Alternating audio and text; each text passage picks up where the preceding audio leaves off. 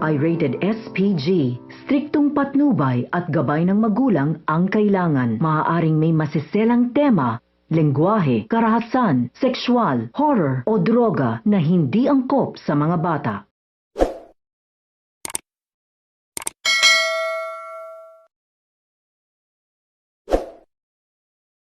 Narito ang mga kaganapan na ating aabangan mamaya sa House of Lies.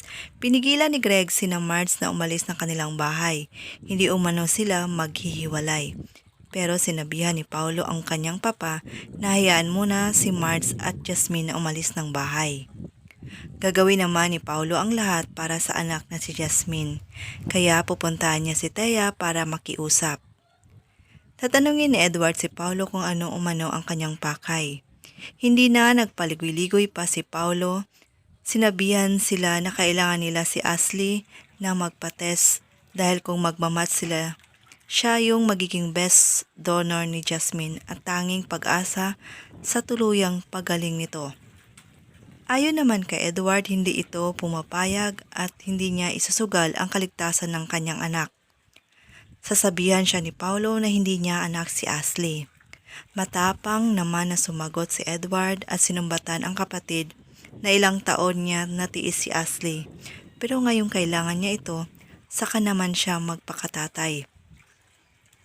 Walang magawa si Paulo kundi umuwi ng luhaan, kaya ihingi na ito ng tulong sa kanyang papa.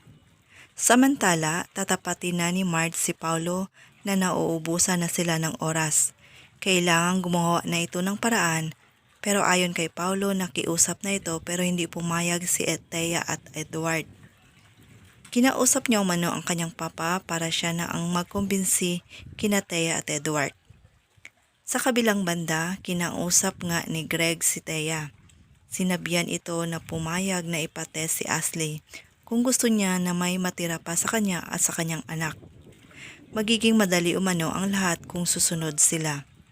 Makukumbinsi naman kaya ni Greg si Thea na ipatest ang kanyang anak? Abangan!